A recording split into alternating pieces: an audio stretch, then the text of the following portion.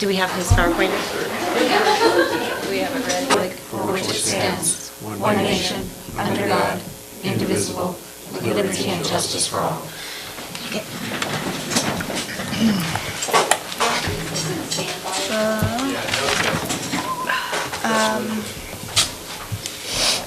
Do you want to do roll call? Or Sure. what do you want to do? I know. Here's the list. Yeah. Mayor Fallendorf, Here? Vice Mayor Olivera, Here. Councilmember Herman, Here. Councilmember Matilde, Here. Councilmember Brolio. Here. All are present. We have a quorum. Next on the agenda is approval of the agenda. Is there any council members that wish to amend the agenda in front of you? No? Is there any public comment? Yep, okay. Is there a motion to approve the agenda? I'll move to approve the agenda. I'll second. All in favor? Aye. Next is public comment. This portion of the meeting is reserved for persons wishing to address the council on any matter not on the agenda. State law prohibits the city council from acting upon matters not listed. Is there any public comment? Nope, okay. Earlier this evening, we were in closed session, and we will be going back into closed session after tonight's meeting, and we will report back at the next meeting the items.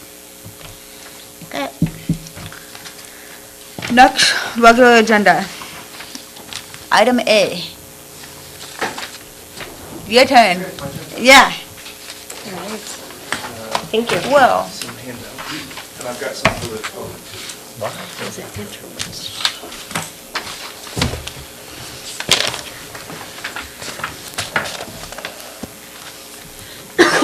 Good evening, mayors, members of City Council. My name is Will Crew. I am the building official for the City of Angels Camp.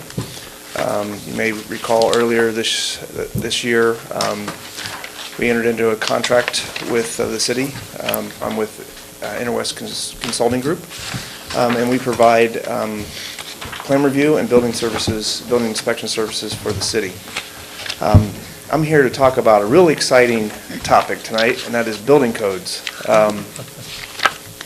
And I want to get just a real brief overview of what we do, how building codes and how the building department is involved in economic development, and how we're involved in the review process for the entire construction of new private development.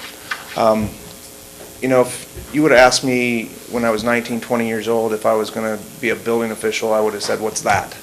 I didn't know what a building official was. I grew up on construction sites, knew what a building inspector was, and didn't really have positive feelings about a building inspector. But my dad taught me a lot about what they do and why they exist. I think we all have heard the examples of what a building inspector shouldn't be.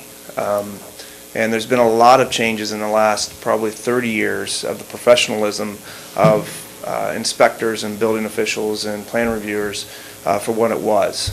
And that's a lot of the reason is because of the requirements from the state. The state is now requiring all of personnel and building departments to be certified. That's certified by organizations, and I'll get into that in a little bit. But just as an overview, I want to talk positively about why we exist and how it can help a community. So a building department is basically a vehicle just to provide the service of building inspections that are required by the state of California. Obviously, the state of California is not the only place that requires building inspections. It's all over the state is required. Or all over the nation is building inspections and plan review services are required. Some are less than others, and just like in California, and there are some communities that have more stricter requirements, and some communities that have less strict requirements, but there is a minimum requirement by the state that is required by the state that you have to do. And you can go more restrictive, you just can't go less restrictive.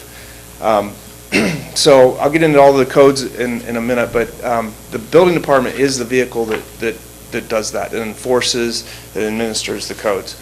So there are obviously huge building departments like San Francisco, and then there's Angels Camp where we're very small. You know, we have one person running the show basically, or two people, and we have permit techs, we have plans examiners, building official, and building inspectors.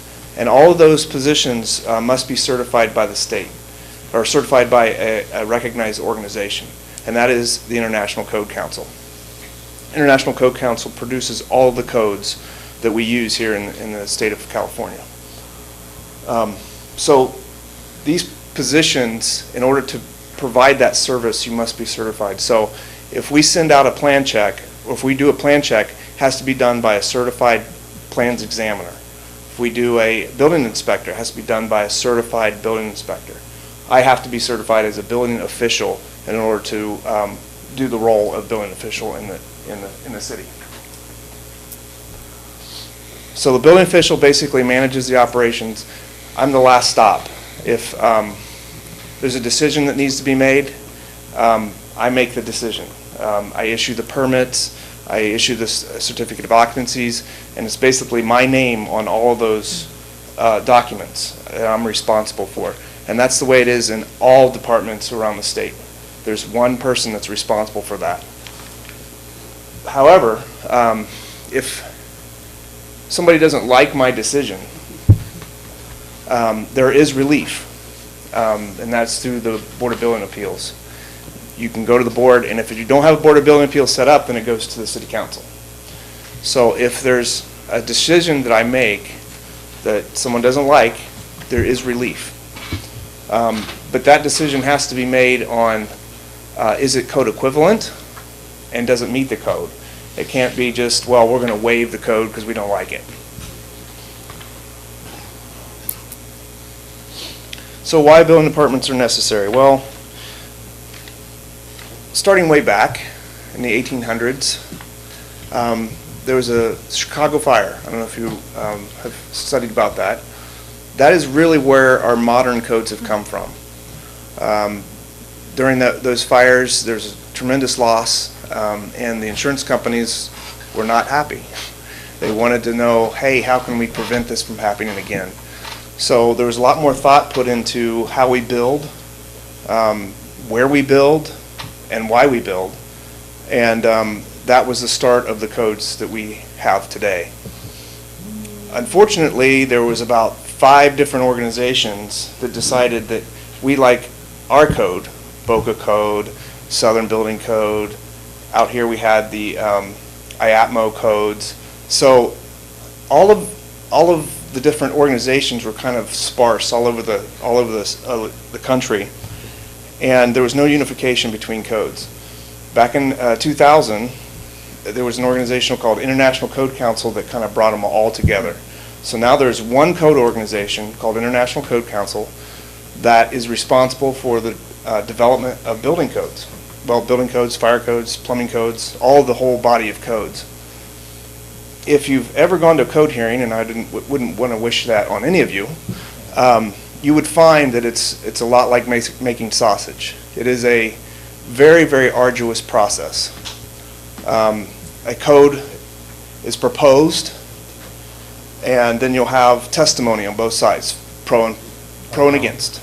And you could have one item that folks would be talking about for 45 minutes, and that's the whole code is that way. So when you talk about a building code item, it has been through the ringer. It has been talked about. Now, that doesn't make it always conducive for the environment that we need to be in, but it has been gone through and it's been tested. Now, not only is it tested there, it's also tested at the state of California. State of California will go through a process of adopting the code, and when they do, they will go through the code and they'll say, well, we don't like that. We want to strike that, we want to put this over here, change it all around. But for the most part, they try to keep the international codes together and not have a lot of amendments. So there's several bodies that will adopt the code. One is the State Fire Marshal, and then you have the California Building Standards Commission. You have others that adopt it, but those are the main ones that adopt it that we need to be concerned about. So when they adopt all these codes, it also has to be adopted locally. If you don't adopt it locally, you get the code as it is, which means you don't have any administrative tools to adopt the code or to actually enforce the code. So when you adopt it locally, you adopt administrative provisions that help you enforce the code. If you want amendments to the code, then you have to give justification of what those amendments are. Climatic, geographic, other things that you have to show the reason why that code, you're amending that code. Now you file them with the state. The state doesn't necessarily look at them, but you just have to file them with the state.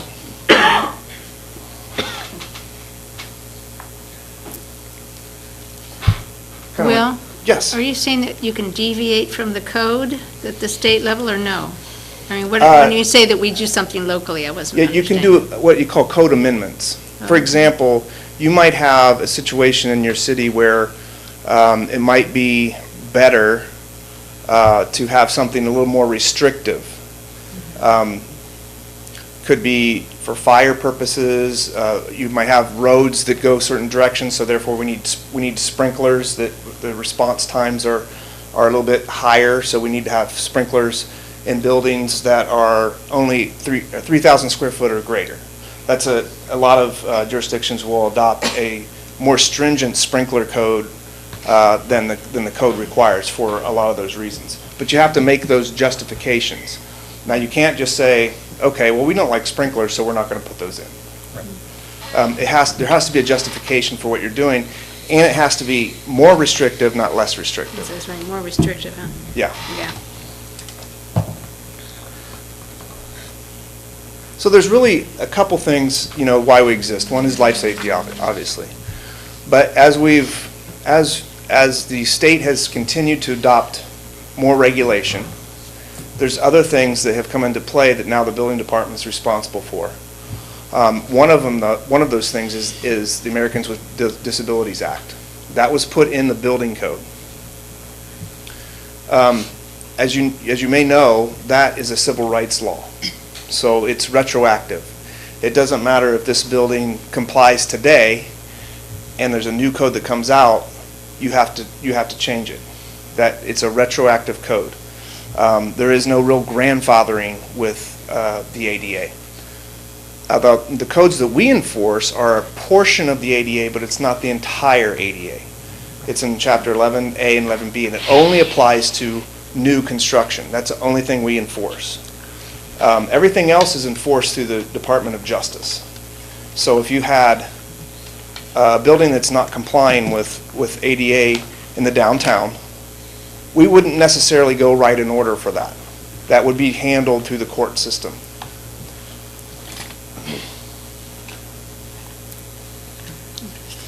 So a building permit is basically a license to build.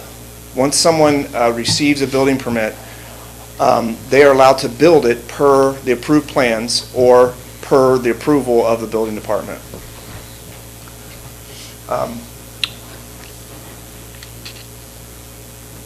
We can vary from that. We can say, well, if you don't have all your plans done, we can actually give a partial permit, like a foundation to grade permit. We can help along the process. Building, this is, not to get too far into this, but building and zoning, we work together in a lot of different ways. Basically, zoning is a yes or no answer, though. It is you can or you can't. Building code is a little different. There's a lot of different ways you can build it. So a lot of times we'll have people come to us and they'll say, well, can I do this? Well, a lot of times it could depend. It could depend on all the different situations. That's why a designer is really important, because a designer can help the applicant through the process and maybe get to a better answer than I could, because they're there for the will of the person that wants to build. I'm here just to make sure that it meets the code. So there's two different agendas, really. We try to help people through the process, don't get me wrong, but the architect or engineer can help them through the easiest path and maybe the least expensive. So when everything's done, plan review's done, the building inspections are all done, and the final inspection is done, we issue what we call a certificate of occupancy. Now, once that certificate of occupancy is issued, then they have the right to occupy that building the way that the certificate says and the way the plans say. If in fact they change that, let's say you had a restaurant and now you want to, I don't want to be a restaurant anymore, I want to now be a bingo hall or something different, that changes that occupancy. And there's some code implications with that. So a permit is required to come back through the process and make sure that all of the safety items are met. For the City of Angels Camp, it's pretty simple. Plans for process flow. Plans, someone would submit an application with plans. We would do the plan review. We would come back with comments of why the plans may or may not meet the building code. The designer would then make those changes, and after 2 rounds, we need to figure out what's going on. We don't want to keep going back and forth. So what we try to do is really work with the applicant to make sure that we're communicating appropriately. We don't want to get into letter wars back and forth. We want to make sure that the plans get approved as quickly as possible. Once the plans are approved, then we'd go through the process of inspection. And then inspection, you'll go get your final inspection, and then certificate is issued. So who's ultimately responsible for the development review process? We work hand in hand with the planning, fire, engineering. All of that has to go together, and we have to all work together to make sure that all works seamlessly. Other agencies, health department, and the public works. But that's all processing. And then the process managers are really city council, city administrator, directors, and they kind of help guide the process along. And then we have the executive authority. But all of this, it takes everybody working together to really have a good total quality system.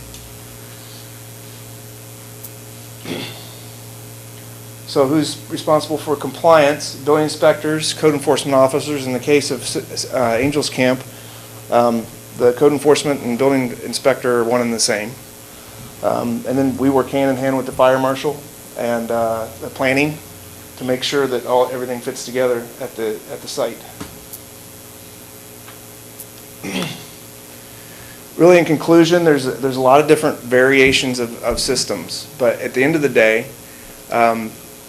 it is our job to make sure that we get everybody through the process as quickly and as easily as possible. And I'm really here today to talk about how we don't want to be an impediment to construction or to development. We want to work with people through the process. But the important thing to remember is that there are requirements. There are state requirements that we have to follow. But you have our assurance that we're going to do everything we can to help people through the process. So, any questions? Nothing here. How many days a week is there going to be somebody here 1 day a week, 2 days a week? Our inspector's here 2 days a week. He's here on Monday and Thursday. I'm available by phone anytime for cell phone. So really any problems that arise, I can handle through cell typically. and in special occasions, I can come up, so. Right. Do we get the same guy every? Mhm. Okay. Yep. His name is Mike Sheely. He's been in the construction industry for many, many years. Recently, a building inspector. He was basically a contractor that decided that it was too hard to do construction anymore, and so he decided to be an inspector. So, but if you see Mike around, he's a nice guy. Shouldn't have any problems. So with new construction, you have one thing, new construction, and then I know that, you have a store, someone who is leasing, and now they're going to just change the inside. How does that differ as far as requirements? So if you're just doing cosmetic things, and cosmetic can mean a lot of things, painting, changing flooring, changing some fixtures out, those kinds of things, no permit is needed. The only time a permit is needed is if you're changing an occupancy type from one to another. So there's all different types of occupancy types. There's business occupancies, there's mercantile, which is a retail, there's assemblies, and there's like 4 different types of assemblies that there are. And really the big ones are if you go from an assembly or go from a business or a mercantile occupancy to an assembly occupancy, there's some major ramifications of that. What is an assembly? An assembly would be like a restaurant, bar, bingo hall, any kind of assembly hall. Okay. And really the most stringent would be the bar. Okay, Yeah. so the A2 occupancy is the most stringent, which would, and the reason for that is alcohol, low lighting, not really familiar with your surroundings, and so there's definite exiting requirements, sprinkler requirements, those kinds of things for safety concerns. Restaurants, not as bad, but still, you might come into a restaurant for the first time. Excuse me. You might be eating, you're not paying attention. Exiting is very important. So that your familiarity is less. So mercantile, you're not really doing anything but going in and maybe purchasing some things and leaving. So. Okay, thank you. Yeah. With the vast expansion of things like VRBO, are there any codes that are rightfully applied to that when a residence that was set up for single-family occupancy goes into the rental market and acts as a hotel room? Currently, there's not, because the way they look at that is if it's single-family and people are renting it, it's still technically single-family. If you were get into a situation where you had multifamily rentals and they divide it up and make it different than it was, that can be an issue. A lot of communities through these same things are going through ordinance changes to require certificates of occupancy or something else for these particular rentals. So it's kind of like a rental code that they're requiring, and that's the way they're addressing some of these issues, safety issues, or even maybe some community annoyance issues. They're going through that way. But as far as a pure standpoint of occupancy, it really wouldn't change the nature of the occupancy. Interesting. Okay, thank you. Thank you. Thank you. Is there any public comment before we go to the next agenda item on this? Or questions? None? Okay. Thank you. Okay, moving on. Agenda item B, public hearing. Introduce and waive the first reading of ordinance number 486, amending Angels Municipal Code, and there's a bunch of sections. You want me to rattle them all off? No, Okay. please don't. Mayor, council members, this is a little bit of a cleanup, if you will. We've been having to do public hearing notices when people do signs in the historic district. Those cost about $200 apiece. And they also require us to do notification a certain amount in advance. We can expedite the processing of signs, reduce their cost. if we approve this ordinance, which would basically say this is, to put it in fancy terms, ministerial, not discretionary. The planning commission will still look at them, but we won't have to go through the full public hearing process. And this was being done at the recommendation of the city attorney when we asked how we could avoid having to go through a full public hearing for simple signs. I'd be happy to answer any questions. Any questions Sounds before I good. open the hearing? Okay. Public hearing open. That way you, huh? Yeah. Yeah, okay, yeah. Any public comment? Public hearing is open. Nope. Okay. Public hearing closed. No questions, no comments by council. Any other staff comments before we move for a motion? Nope. Okay, is there a motion on the table? I'll move for approval of ordinance number 486. One second.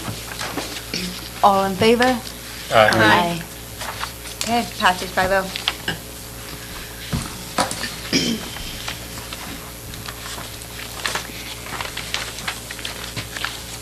Hold on. Okay. Item C, second public hearing.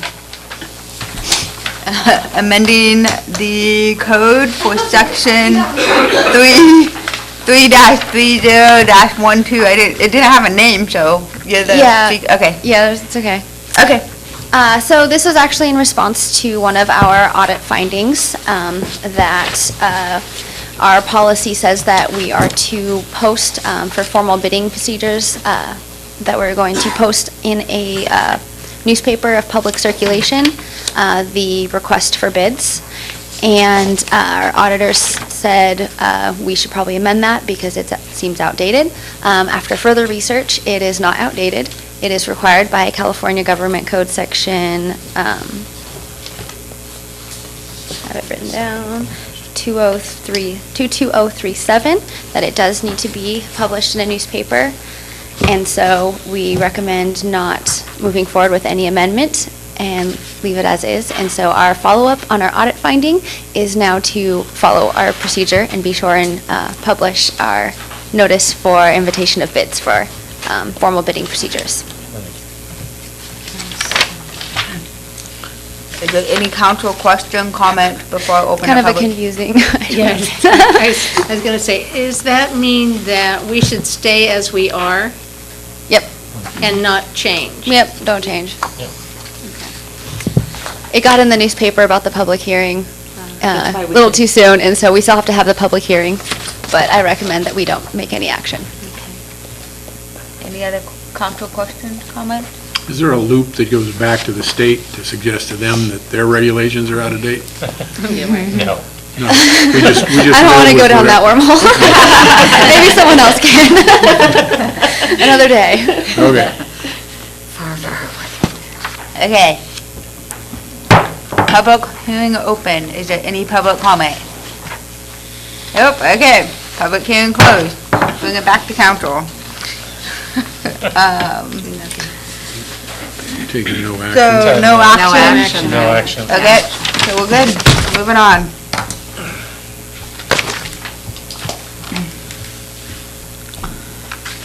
Okay, Amy? Yep, okay, so item D, review of draft 2019 to 2027 general plan housing element goals, policies and programs. Amy?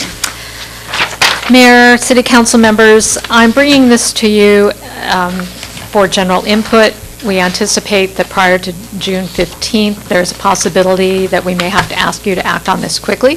So we wanted to bring it to you in advance of that so that you could have a chance to look it over, ask some questions, and have time to digest it. I know this may be coinciding with some budget hearings and just trying to give you time to give it a good go-over. Wanted to highlight a couple things. In this next planning cycle, from 2019 to 2027, we will be asked to provide 244 housing units for all income levels. And I think it's really important to note that affordable housing, or workforce housing as we call it, actually goes up to $78,100 annual income. And a lot of people are always thinking affordable housing, oh, that's for that other person, and we don't always realize, no, it's for us too. And it's not until you get above $78,100 for a family of 3, or our average size being 2.36, that would apply to the City of Angels Camp. I think that's sort of an important thing to know. Also, in the last housing cycle, we were required to provide 161 total units. We did okay, given the economic downturn. We did provide 67, leaving us with a shortfall of 94. But very importantly, only 6 of those met our affordable housing categories, 3 moderate, 2 low, and 1 very low. So that's obviously something we may need to work harder on. However, interestingly, you're probably sitting there thinking, but gee, a lot of people still have houses in Angels Camp. Somebody is affording something somewhere. The answer is they are. However, Angels Camp has an extremely high level of overpayers at all income levels for housing. And what that means is you're paying more than 30% of your annual income for housing. So just wanted you to be aware of that. Otherwise, everything else is pretty much routine. I'm happy to answer any questions. I know there is one item in here I will point out that may be coming up in conjunction with budget hearings and fee updates. It's something the state might be mandating in the future, and that has to do with fees, being paid for development fees or impact fees. We have always had a program in our general plan that basically says we're going to do something about making those fees more affordable when somebody applies for affordable housing. We have a current application. That application is not going forward just yet because he is waiting to see if we're going to be able to fulfill that general plan program and reduce connection fees, some of the mitigation fees to make his project pencil out. So I just wanted to bring that up to you because it is something you may have questions about. One of the things that the general plan suggests is that if you were to get a grant for, say, doing a wastewater improvement project, that perhaps that grant amount be used to decrease and offset the cost to affordable housing. So that way, additional cost doesn't get put on people doing doing moderate, above moderate housing, but it does still help those people doing affordable housing. I hope that makes sense. Sort of doing an offset with money that we hadn't anticipated, if you will, that's paying down the overall capital costs of our overall capital improvement program, passing that savings on to affordable housing projects. And with that, I'll ask if there are any questions. So did SB2 provide any money to mitigate infrastructure build out? Because I know that was a question, but there was no clear answer in Sacramento a couple weeks ago. And they didn't want to get into the weeds because they had too many city electeds bombarding them with questions and complaints. But what are options for cities like us? Under SB2, we are allowed to receive non-competitively up to $160,000 to do projects that will help further our housing goals. If we wanted to do a fee study or fee analysis for reducing impact fees, we could use a portion of that fund to do the study that may or may not be necessary to do that. So as far as the $160,000, that would be insufficient to actually use that pot of money to do any realistic cost reductions for the scale of affordable housing that we'd be looking at. So while we could do a study that could help us figure out how to do that, the $160,000 itself would not so much help to do that. So I hope that answers the question. Mm-hmm. Yep, and that was part of the We had that was part of the argument, Yeah. was we don't even, it doesn't even cover the cost of No. the plan. No. no. And they had a subsequent training session for the rest of us. And so we were able to ask and get those questions answered, so, yeah. In SB 50, they had the requirement for, sorry, my mind just went, solar panels, fire, and there was one other one, is increasing the cost, so the developers can't even get a shovel in the ground, because those are impacting the development side, and we can't control, we can say yes, but we can't control that part of the market. So are there are they mitigating some of those other than the possibility of completely forcing cities to eliminate impact fees? That was the conversation. Or forcing them to reduce impact fee lower than what they might even have in their current program at the local level. I have a suspicion that this may become a bigger issue than just SB 50. Okay. As many of you know, fire has become a huge issue. People are having trouble getting fire insurance in order to maintain their mortgage insurance. Not speaking out of personal experience at all, but it is becoming increasingly more difficult to get that coverage in California. In addition, Nathan and I met with the CAL FIRE folks recently, because as part of this housing element update, oh great, we get to also update our safety element. That's one of the requirements for this. And we discovered that where we do have some pending applications for affordable housing, it is in fact classified as very high fire hazard severity. There's no vegetation on it, very little vegetation. We believe it is a mistake. We are having to go to the state to get that cleared so that we can in fact include those parcels as part of our inventory for providing affordable housing.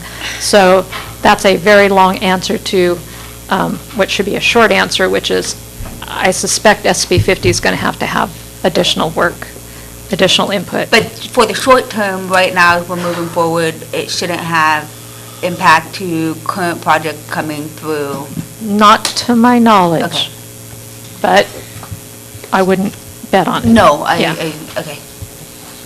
And then the other question I have is tiny homes. Say again? So, tiny homes. homes. So what options did the city have to explore providing those type of opportunities? We have added that to a program, and the Planning Commission has recommended approval that we include tiny homes as something that would be allowed in the City of Angels Camp. As many of you know, who watch Home and Garden television and such, tiny homes are very small homes. They're exactly what they sound like, and you can put them on very small lots. Some people have looked at them as being a solution to some homeless problems, as well as very low income, or a transitional type of housing that's temporary for people as they first get them off the street in a tiny home and then move them up to additional housing as you go on. So that is something we're proposing specifically in this update to the housing element, and we'd be happy to take any input on that. We will have to do a code modification in order to address that, using SB2 funds to do a code modification. A question about that, you through? Nope, I'm done, go. On the mitigation fees, if I remember right, the itemized lists of things that go into a permit, if not the biggest, it's close to the top, are the school district mitigation fees. Yes, they are. How do you address that in the overall attempt to reduce the fees overall? Does it need to go before their board, or how does that work? Unfortunately, it does. It's their fee. We simply administer it for them. We recently had Tractor Supply do some challenge on their fees, and one of the schools agreed to reduce them, and one of the schools did not. But it was not something we could make a call on. So there's no mandate for the board, the school board, to consider the issue? It's something that I don't think the state has considered, and it could be something that there's a section in the housing element where you talk about special challenges that have come up, And that is something we can add to our list, that, hey, by the way, in putting this together, we noticed that school impact fees were this total percentage of the overall cost, and perhaps the state needs to look at that as well as all these other programs they're doing. I think it is the biggest single item in the list. I believe for a you are permit. correct. I know that out of our average $41,000 cost per house, mitigation fees are approximately 50%, and I believe a half of that was school fees. They were The very... other half was roads, right? The other half was roughly, approximately, yeah. Okay. Yeah. Thanks. Any other council questions about this? I got one. So there's 137 affordable housing units that have to be built in the next 8 years or so. Yes. How many of these are taken care of by upcoming projects that are already kind of in the works? 123. 123. That's all things going the way, fingers crossed. Is that 123. everything? Okay. So are you looking for feedback on the contents of this? Yes. You know, it's kind of a onerous document with a lot of lines through it and things added and all that. Just, you know, at one pass, I have a couple of questions. Sure. Were you changing dates in the body of this? Where Yes. things said that they were going to be done in Oh, yes. 17, 18, and now where they're out to 24, 25? Right. Is that just arbitrary, or are you following some guideline about what's reasonable? Yeah, the guideline is you set it back as far as humanly possible in I the see. planning Okay. All right. window. But not so much that it's so blatant that they laugh at you when you turn it in. All right. And then there's a, throughout the document, there's a reference to the housing program funds, and there's an asterisk after each of those entries. I can't find anywhere where there's a link to what that asterisk means. And so I'm curious about that. We actually have an appendix. This is actually part of what is actually a 150-page document, so Thank you for not you're saying welcome. that. This is actually the only thing that affects us, but the analysis that goes into this, I spared you. But there is an appendix that basically goes into all the different funding sources that might be available for housing programs. CDBG. So that just links back to what that is and how you go about it? Yeah, and that, it should have an asterisk somewhere that explains that, but basically there's an appendix at the very beginning that says Housing Program Funds, see Appendix E, and there's a big long list of funding programs for housing. Okay. There's can I keep going here? I got a couple more. Go things. for it. There's a lot of references to putting things on the website, Yes. and we haven't done really well at that up to this point. So what's the thinking about that? We get a webmaster or what? I think that may be something we want to do with SB2 funds, just to get it set up, so that we can then do it ourselves. It should not be expensive. I'm thinking one page with a bunch of links, and we're pretty much set. Okay. Also, some handouts. When we moved to the new place, we put up a bunch more things right by the planning counter, so that we can put more handouts there, housing-related handouts. So this thing is in draft form, and we're going to see it again when? You will see it after we get comments back from the state, and they have made any changes they wish to have. Is that the June 15th date that you have That's to the submit? June 15th date. We're trying to get it in before that so that they can get it back to us before then with incorporated comments.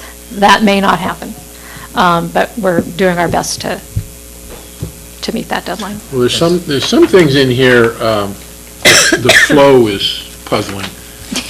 As an example, on page 42, there's a reference, there's a whole bunch of things lined out, Yes. and Yeah. then there's one thing added, and when Yes. you read it in context, it doesn't make any sense. So is that the kind of feedback you're looking for, or would you rather have that offline? No, that's fine. Basically, in going through this time, I was trying to simplify a little bit more. There was an enormous amount of detail. And having now been here for a year, and using the code a lot more than I had when I wrote the original plan, things like picking and choosing what you need to do in the municipal code, the list would have quadrupled, so I simply changed it to update the municipal code. So changes like that. I get it. There's a couple of spots, like on 42, where it says, everything's been lined out, except a new line has been put in that says, undertake a comprehensive update to the City of Angels Municipal Code. Then everything is lined out, and then it comes down to initiated a comprehensive update of the Angels Municipal Code, blah, blah, blah. That looks like like there's a conclusion drawn, or something's been done. It just didn't flow well for me, and I found a couple other spots like that. Another part that is missing in this is in the introduction, it talks about all the programs we actually have fulfilled. We actually have done several updates to So the it's code. possible, And this some of just them, needs to have the language cleared up to Gotcha. say it was done? yes, and Okay. you have to lay that all out in the introduction. So here, instead of explaining it again, I just crossed it out.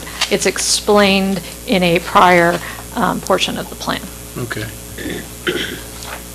And then, on page 40, there's a link to 130 units.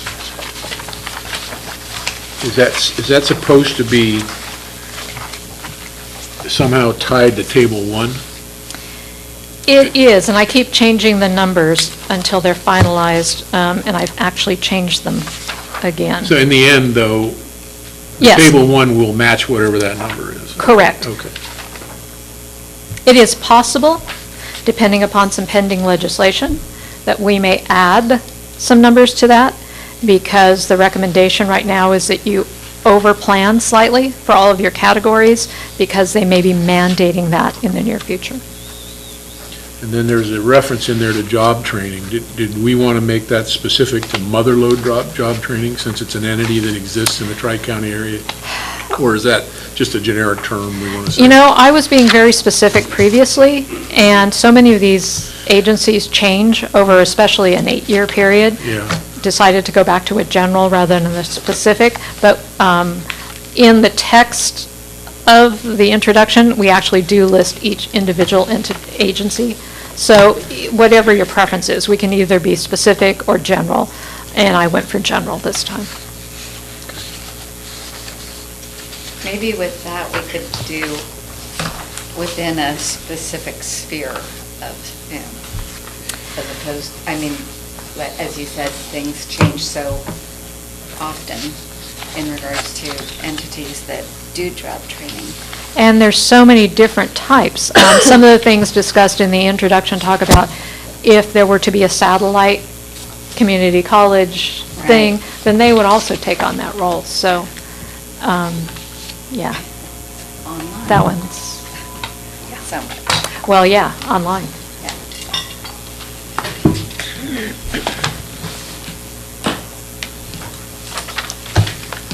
Any other questions? They also mandate that we have adequate water and sewer provisions for all of our housing. We're telling them all the things we're doing in order to have that, and we hope that will be sufficient.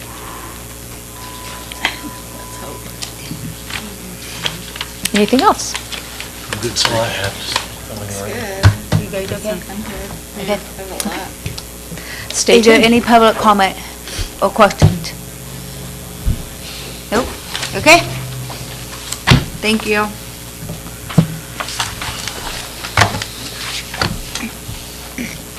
Item E, approval of fee deferral agreement for Tractor Supply,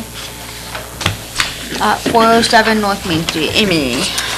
Okay, Tractor Supply asked that their fees be deferred at the time of issuance of a building permit. As you can see, we issued the building permit pending getting this approved by council, and they'll be done probably by the time we get this signed by everybody, if you so approve it tonight. The one thing I did want to point out here is that something that's sort of new is that we are asking them to pay 2.55% interest, which we calculate is the amount of income that we would have lost in income had they deposited their fees a quarter earlier versus when they will actually be opening, which, by the way, may be as early as July. Say that again? July. I heard June today. Not I am if, so confused what's going on. not if they keep knocking down telephone poles. That was for thinking, okay. That's good. Did you charge them? We charged them 2.55%. That's good. 0.55%. Which is what we get in talking to our finance manager, what we would have allocated to this fund. Any other questions? Comment, question? No? Okay. Okay, any public comment? Questions? Nope, okay. Bring it back. Is there a motion to approve this? Yeah, I'll move to approve the fee deferral agreement for impact and other mitigation fees for the Tractor Supply Company at 407 North Main Street. I'll second. Okay, all in favor? Aye. Aye. Aye. Let's get our money. Correspondence is next on the agenda. So in the correspondence section, there are multiple items. One is the cow waste recovery system letter, and regarding the rate adjustment to the city. And then also the second is the League of Cities Bill of Interest from the last league meeting. Any comment from you? Nope, not unless there's any comments or questions. I had a question about the cow waste thing. It's all over the news about how the market is dried up for recyclable Recyclable, material, but they continue to collect. I don't know where they're sending it, but I guess is it plastic is the big deal, or is it everything? You know, I'm not quite sure what specifically is the big deal in terms of the recyclables, but I do know that we have worked with them to do our revenue projections so that we're stable and meeting our goals this year, but that we've got realistic projections for next year. So But it's they haven't volatile. said anything to us about not being able to take it anymore? Or anything? No, we're still collecting them. Have you heard, Emily? Do you mind giving an update? So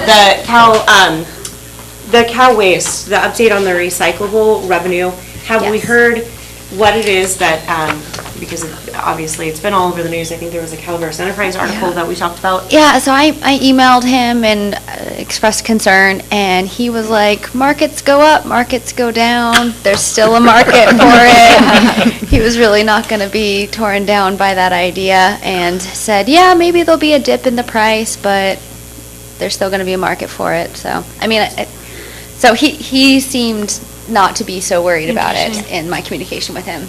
But we have realistic, conservative revenue Yeah, estimates yeah, for we- our recycling. going revenue. forward. And we're going to hit our This- targets even Yeah, this year. this year, so their franchise fees were higher than we had budgeted, and the recycling revenue was lower than we had budgeted, so they kind of evened out altogether. Okay. But it was something that we were very concerned about, because we were reading the news too and not sure how it would impact us, because we do budget to utilize So we those get a revenues. kick The est- of Cow the waste. recyclables? Yes. Really? Do you remember the number? I don't remember that. Yeah, okay. It wasn't a lot, though, I mean, the overall scheme of things, right? Okay. And then the second item, I asked Melissa to include this because this is the list of bills that we went over in Sacramento. And two of them we talked about tonight, which was SB 50 and SB 2. Those were the two hot ticket items with most of the cities in the state going forward with that. And it's just information, just to keep you guys in the loop of what happened at the league meetings and what we're being talked to about.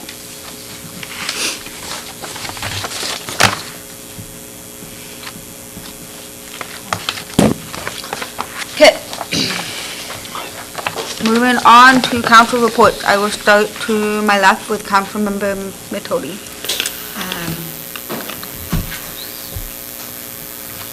Went to the, I apologize, it's not a good day for me. DAC meeting, a lot of talk about the fair, a lot of talk about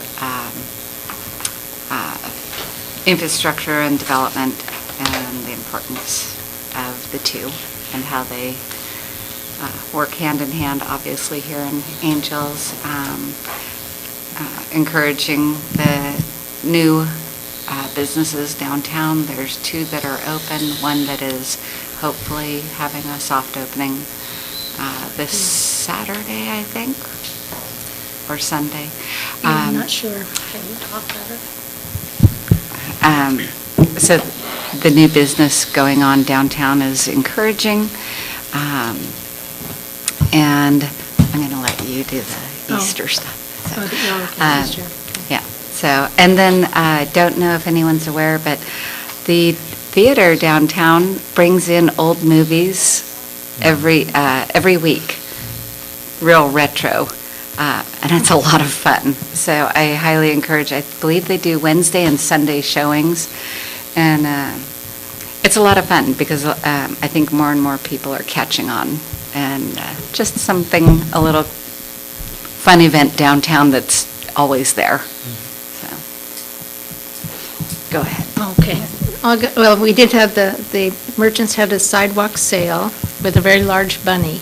It was so cute. It was a huge bunny, and there was a lot more people coming down, especially with their children, because you could have the egg grab and you could sit next to the bunny and have a picture taken. And so that was a successful that the merchants have been kind of working on. And the movie Grease is going to be coming up, and the goal for the merchants down there now is to have a cars come. They did it in American Graffiti. Have cars come and park along the street, not closing the street, and you have hot dogs, you have root beer floats, yummy haha, and hot dogs from the theater, dress up, in 50s clothes, whatever. Just a fun little thing. Come down on the 26th, which is a Sunday. Just so keep your ears and eyes open so we can see. We exactly have to nail that down.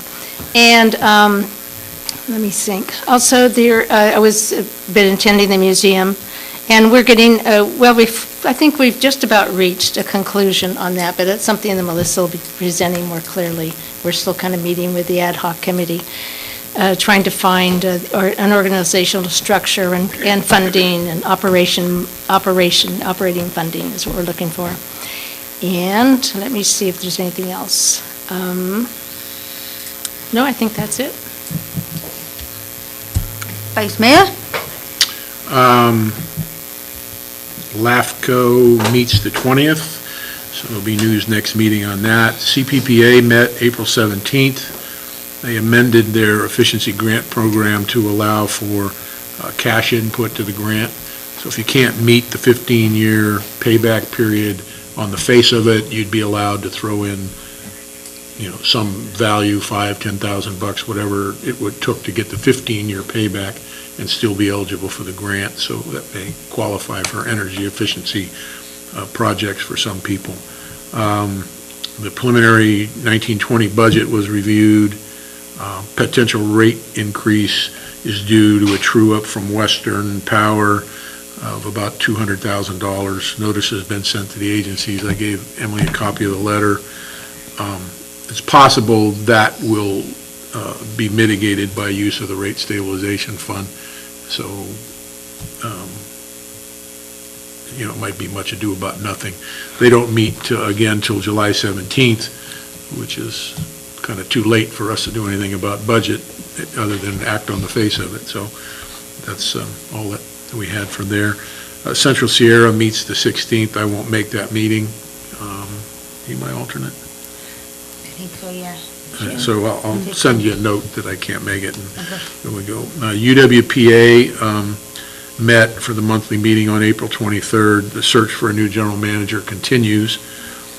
We did, however, hire a consultant to assist with selected GM duties, kind of a GM assistant, so to speak, get us going with selected projects that we set priorities on, and it's a 2-day-a-week kind of a thing, and we're pretty excited about getting things going with that. That group, we also reviewed the 2019-2020 budget, and Karen, who I see here tonight, has forwarded the letter to the member agencies, letting them know what the contribution is expected to be to the budget. And that group meets again on May 28th. And just as a informational note, we made arrangements for the chief of police to come out to Greenhorn Creek tomorrow night and just kind of have a little meet the chief night, where he gets a chance to talk about crime in the community and answer questions about neighborhood watch and whatever's on anybody's mind. So we're expecting a reasonable 6 o'clock At at camps on the Arbor. That's all I had. What day again? Tomorrow Been a night. busy month. What's that? Councilmember Wednesday? Bowyer. Yeah, I was just thinking, what is today? I had Calaveras Transit, and the COG on Tuesday, no. TPA. Yeah, CTA. They got new skins on the bus, and they look new, blue, shiny, they look really nice. They look Yeah, good. I don't That's go all It I does. day. They're doing a fair route that's coming up. You can pay, rather than having to pay by cash only before, you can get, what's it called? There's an app you can download now, though. And pay your fare in there, because it was only cash only and had to be exact change, and so this should make paying as you ride the bus a little easier. The Saturday hopper up to Murphy's and around, I think is pretty amazing, actually. Be able to go from like Wyndham, and in 15 minutes you can be back up in Murphy's and back down for dinner or stuff like that. So I didn't even realize the bus system did as much as it did. So that was pretty impressive. And what else? That was about it. What do you got? I too was at CTA, and it was finally nice to see a couple-year project be done. So it's really exciting for those of us who've been on there for a while. I think I was actually jumping up and down when I came in. Taking pictures and, yeah. But yes, there's a new route, and a lot of it is online now. And there's the app, so it's more user friendly. Was it yesterday? Yeah, yesterday, the COG executive team, is that what we call it? Yeah, met and went over the budget that we're going to propose to the COG board at the next meeting. And on that board is myself, Supervisor Topanelli, and City Melissa, and the new CAO of the county, along with COG staff. The league, so I attended the league legislation action day down in Sacramento on the 24th. So each group got to meet with the state legislators and have discussions. Most of the discussions were still around fire and affordable housing. SB 50 keep coming up. And then also the ramifications of SB 1 and some of the impacts of that's happening with cities seeing dollars like they thought coming in. And so on May 14th, I will be jumping the frog at the county against Supervisor Garamendi. And then again, we would jump the frog on Sunday, May 19th at 3 o'clock, like we did last year. So if you want to go watch it, we're trying to get staff to get, but it doesn't, I don't think I'm going to be able to convince Melissa to get on that stage, am I? Come on, Melissa. I'll do it, you do it. Last year we got John. You know what? Now we could have our new police chief do it. Yeah. That's what I more know. than the new county CAO. I think it'd be a great introduction to all the new department All the new heads. hires. Part of their orientation. Yeah. You're right, we love that. And then this month, IRWMA was canceled, but I do know that staff on both city and UWPA are still working on potential grant applications for the future on that. And that's all I have. Calendar, Susan. Thank you. May 9th, That's this Thursday at 6 PM. Planning Commission meets here at the Firehouse. On the 13th, Monday the 13th, the Museum Commission will be meeting. That's a change from their regular Thursday meeting at 8:30. It will now be Monday for this time during the fair at 2 PM. I have not heard of a change on the DAC board meeting that's scheduled for 8:30 AM on the 16th. I thought it I think we're dark. I thought it was canceled. Yeah. Okay, should be- well, I think we're going I dark. asked for direction on it and I didn't get it, so I left it on there, so I will cross it off. And 9:30 is CSEDD on Thursday, the 16th. I can confirm that there's no meeting Okay, that, for DAC, that it's dark this month due to fair, okay. which makes sense. And the fair starts Thursday, the 16th, runs through the 19th. And Monday, the 20th, 6 PM is LAFCO. And the 21st, City Council will meet back here starting at 4 PM for study sessions on CIP and rate increases. And then a regular City Council meeting at 6 PM. And with that, is there a motion to adjourn? So moved. So we are going to adjourn the public meeting, and council is going to go into Close. closed session. So there's a motion on the table, a second. I'll second. All in favor? Aye. Joe, did you move? Alvin second. Joe moved, I second.